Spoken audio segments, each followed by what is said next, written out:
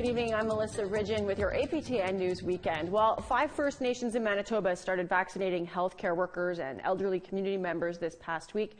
Shipments of the Moderna COVID-19 vaccine started going out to communities last week, but as case numbers continue to rise, community leaders must combat misinformation and get members to trust Western medicine. Here's Brittany Hobson with more.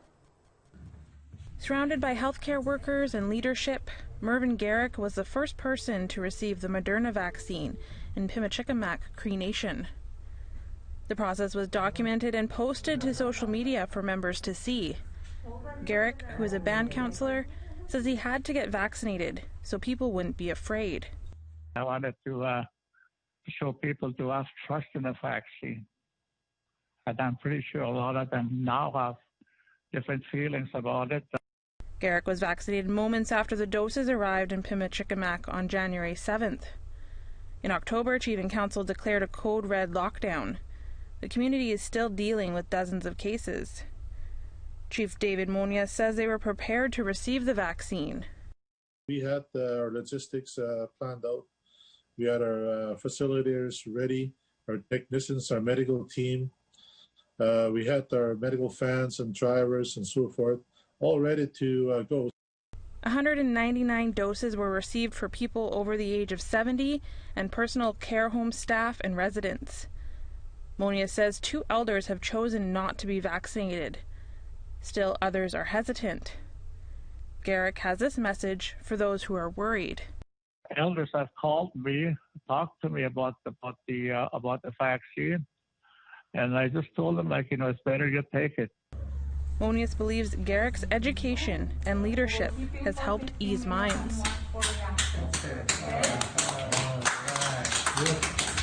We had elders that were not even on the list that showed up already, and this was in the evening. So that was a good sign that people were coming forward because of all the negativity about the vaccine. So they're testing it on us and so forth. That kind of removed all that notion that this is not a good thing. Vaccinations also started in the nearby community of Norway House. Chief Larson Anderson says 3 out of 120 elders have chosen not to take part. There's some news and alarming stories coming out of the media. People, get wind of that and they get concerned about taking the vaccine. So we're trying to assure them that the vaccine is quite safe and that it's meant to help. Larson added those residents are speaking with doctors in the meantime. York Factory First Nation, also in northern Manitoba, started vaccinations on Monday. To the south, Peguis First Nation and Fisher River Cree Nation began administering doses this week. Brittany Hobson, APTN National News, Winnipeg. Getting the Moderna vaccine to the 33 communities across the Northwest Territories takes a lot of care and planning. Charlotte Moore-Jacobs takes a look at the government's plan to waste no dose. Inside the foam, there are these vacuum insulated panels.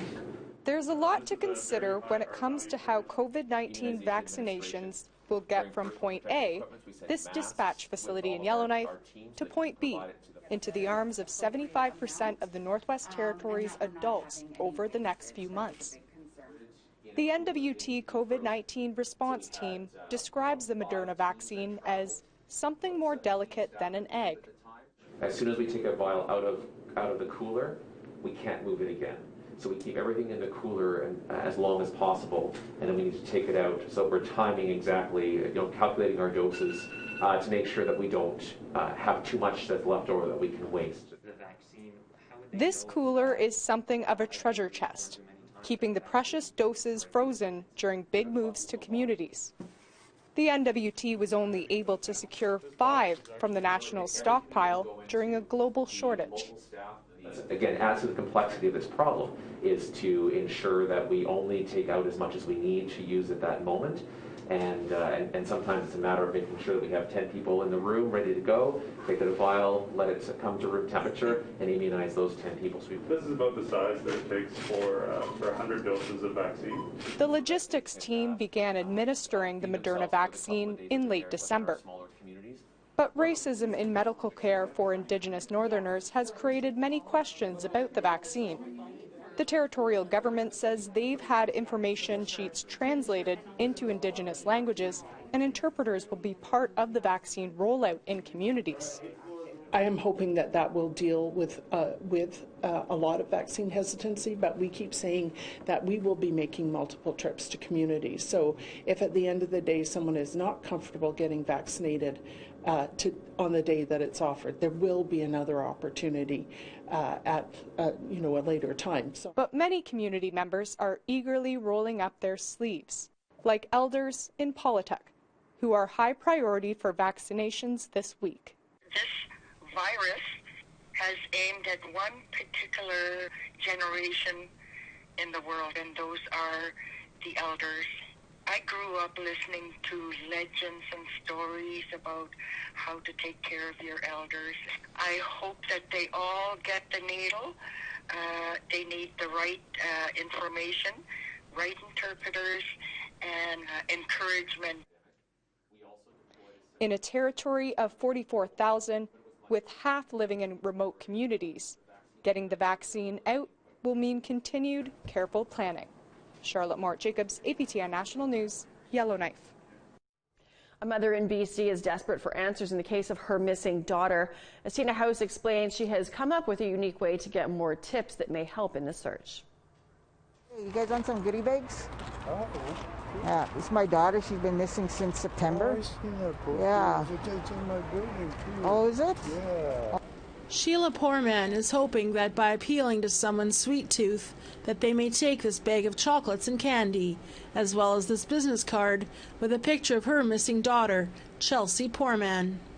This is the last picture that Chelsea and her sister Paige took the night she disappeared. That's Chelsea on the left. She has been missing since September the 5th, 2020. That night, Chelsea and her sister Paige decided to go to Granville Street to have a fun night on the town. Just after midnight, they went to a friend's house to visit on Granville Street. Shortly after midnight, Chelsea left on her own. Her sister called her, and Chelsea said that she'd met a new guy. That was the last time anyone heard from her. So, her mother and family members continued to comb the streets, looking for any information about where she is and what happened to her. I still go out there on my way to work. And when I come home, I'm always looking for her. You know, I hand these out when I'm on the bus or just walking on the street. I always make sure that I have a bag or two, hoping that somebody, recognizes her and knows her location. The family is also announcing a $10,000 award for information in locating Chelsea. She was last seen wearing a gray sweater, black lace crop top, black jeans, brown knee-high boots, and a beige purse. She is 24 years old, 5'3", and walks with a slight limp. We love you. We miss you, and we just want you home. We want you to come home to us. And if anybody's seen her, to call the tip line, to go on their Facebook page. Chelsea, you're dearly missed. We just want you to come home. Her family says Chelsea had only been in Vancouver a short while and didn't know anyone here. Police are asking for you to call them if you know anything about the disappearance of Chelsea Poorman. Tina House, APTN National News, Vancouver. The Northwest Territories hold some of the highest rates of violence against women in the country, and survivors face unique challenges as they flee abusers and onto the road of healing. Charlotte Mort-Jacobs brings us the story of one woman's journey and her future hopes for the Northwest Territories.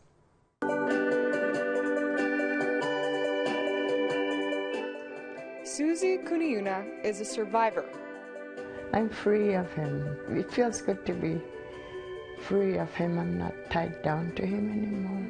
This apartment is her fresh start, and in the few years she's been here in Yellowknife, it's become home. But over the pandemic, Kuniuna says she's witnessed violence against women on the other side of her living room wall. We're not supposed to be doing laundry after 11. You can tell whenever there's lots of noise in there, sometimes arguing. Many times there's a woman screaming. It's when those women are screaming for help. It's triggering And she says with the cold weather, there's been more homeless and vulnerable women coming into the apartment and enduring violence from partners. Across the country, medical associations and women's organizations have been reporting higher rates in domestic violence due to COVID-19 restrictions like self-isolation. The NWT is no exception. There's been more emergency protection orders given out.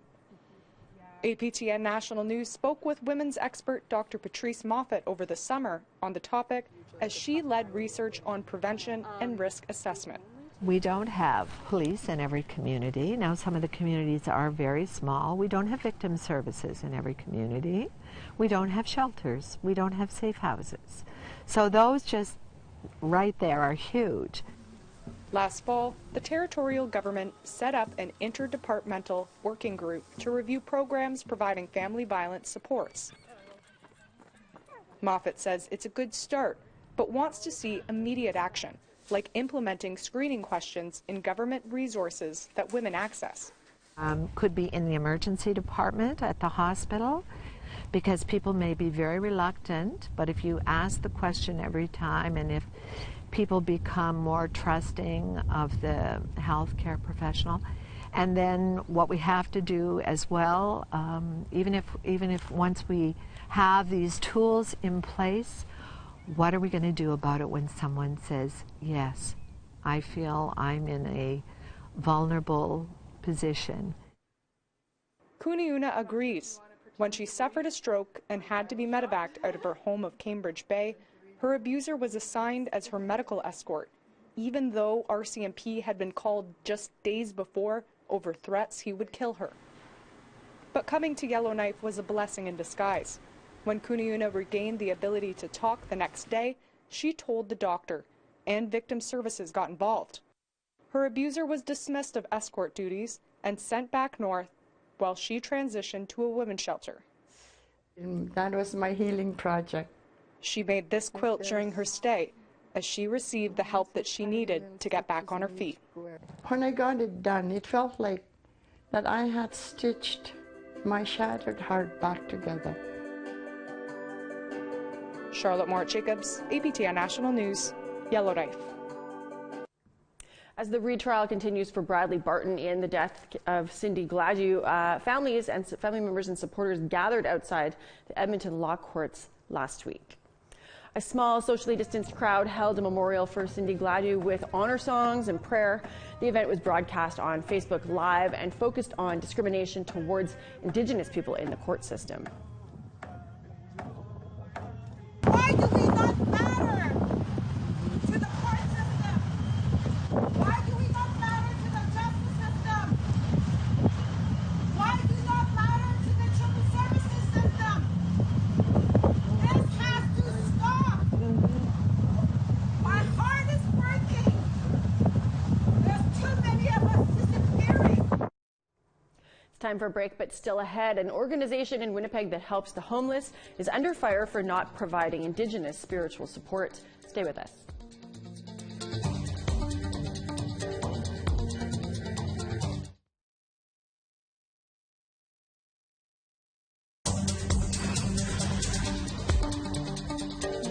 Welcome back.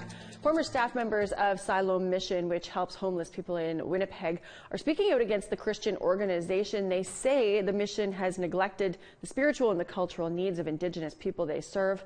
Daryl Stranger explains. A new online group called Not My Siloam has started an online campaign to advocate for change within the Siloam Mission in Winnipeg. Karen Von Reason is the founder of that group. She left the mission on New Year's Day. The Siloam Mission does do good work. We have really great staff and terrific programs that can certainly help people who are experiencing homelessness. Our goal really is to remove people who create barriers to pathways to healing. Siloam Mission is a Christian humanitarian organization that provides shelter, food, and clothing to the city's homeless. But Von Reason says she left Siloam because she did not feel the organization was committed to reconciliation. I didn't feel comfortable receiving an income to serve and help people when I found that clear pathways to help and healing were being undermined and subverted. So I didn't want to work for an organization that wasn't committed to reconciliation, and therefore I wanted to use my voice to bring light to these issues. Delvina Kijik was the former part-time spiritual care coordinator at Siloam. She says with the amount of Indigenous people that access Siloam, more opportunities for Indigenous care needs to be provided. When you have institutes of any kind and, resources are withheld, or there's not places for us to be able to provide our own healing, alongside you, and to provide their own healing too, then to me, that's the time. This is the time now when we need to make that change. Siloam Mission provided APTN News with an emailed statement that can also be found on their website. Part of the statement from CEO Jim Bell reads, quote, "In acknowledging that mistakes have been made, we have accepted an invitation to begin a collaborative conversation in an effort to walk a path together toward resolution on these important matters." The organization says a cultural competency evaluation is underway and it will be made available to the public once completed. Daryl Stranger, APTN National News, Winnipeg. A young Algonquin couple from Golden Lake, Ontario recently received some life-changing news. Their 14-month-old son has a life-threatening genetic disorder, and the outcome initially looked grim because the treatment cost $2.8 million, and Ontario would not pick up the cost. But as Jamie Pashagumskum explains, the story does have a happy ending. This is 14-month-old Kevin Virch, affectionately known as Little Kev. Last year, he was diagnosed with type 2 spinal muscular atrophy. It affects 1 in 10,000 kids and can result in paralysis or, if left untreated, death. Oh, well, when Kevin since he was born, he was reaching all of his milestones and building his muscles and lifting his head up and clapping and waving and rolling over. And then at about 6 months, we started to realize that he was losing those, and that's what the real indication was, of noticing that there was something wrong. The treatment for the genetic disorder is called Zolgensma, but it costs $2.8 million. The family's GoFundMe page raised $100,000, but stopped taking donations since the good news: the medication will be covered under Jordan's principle. Mom Dana and Dad Brody Virch talked about that process. Brody's mom, my mother-in-law, Jess Virch, did that all. We filled out some papers through Brody's status. I know that. And then they pretty well got back to us that day, later in the evening, that it's good. They'll approve Kevin and cover the... We had a lot of help through Chief and Council, too. And all the band at Algonquins of Pikwakanagan. The parents feel that little Kev getting the treatment he needs is a miracle. It's really great. It's scary coming up to treatments and knowing that we still got to go through physiotherapy and stuff, and just reading the possible side effects is, I don't know, nerve-wracking too at the same time. But I'm very grateful for how everything went down. It's pretty amazing. Little Kev will receive the one-time injection of Zolgensma in February. It's not a cure, but along with physiotherapy, it's his best chance. I love you. Jamie Pashagumskum, APTN National News, Ottawa. The Mohawk Council of Kanesatake says it's taking both the Quebec government and the municipality of Oka to court. It's to stop Oka from laying claim to the Pines, which is the disputed site at the heart of the 1990 crisis. If passed by Quebec, Oka's bylaw would designate the unceded Pines as a municipal heritage site. Oka says it's trying to protect the Pines, but the Mohawk Council disagrees. It says that the bylaw would give Oka the legal right to stop a possible transfer of land back to Kanesatake, something the Grand Chief doesn't want to see happen. That's why this resolution will be squashed. It flies in the face of every right that we have to safeguard our own heritage, our own history. And I've said this before. They've taken our land. They took our children. They took our resources. They took our language. They took our culture. You know what? They've taken all they're going to take now. We're taking back. You're not taking our heritage too. It's time for another break, but when we come back, I'll tell you about a medicine garden. Stay with us.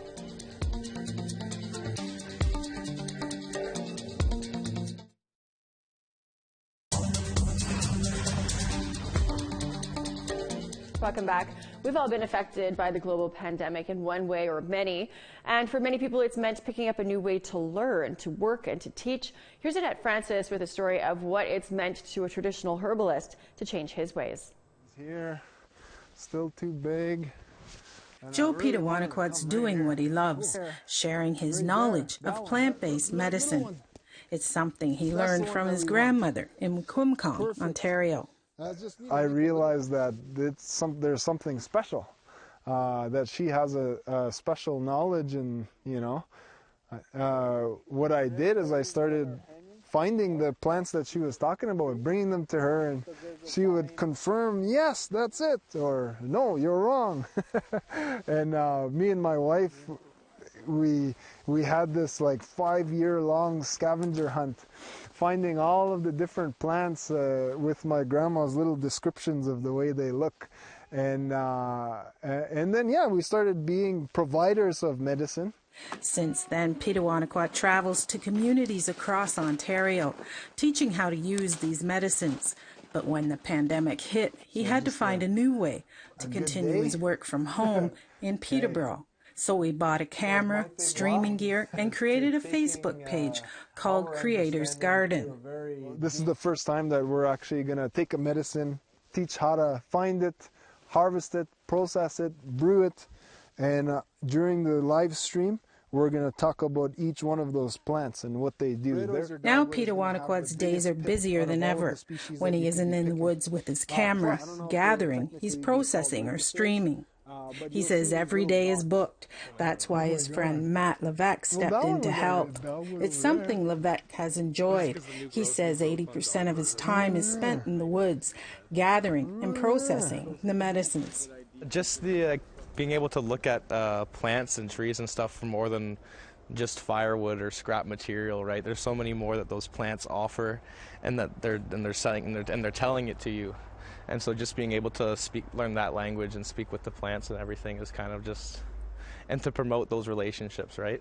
And due to the high demand, they're working on a new monthly program, which will be streamed for the public. That's why they're in the woods gathering bark for women's medicine. The interest is so high, and it's the most outrageous amount of females. I only want to do that once a month. So we'll do like women's medicine.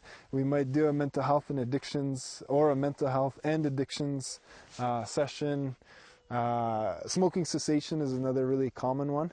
But for the winter, I think we could focus on all of the medicines that we could create during the winter months, because people are going to want to watch the stream and actually get out and do it.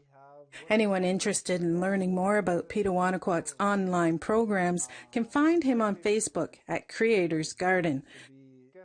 Annette Francis, APTN National News, Peterborough. I will definitely be finding him on Facebook. Well, that is all the time we have for your APTN News Weekend. If you missed anything last week, be sure to catch up at aptn.ca. I'm Melissa Ridgen. Have a great night and rest of the weekend.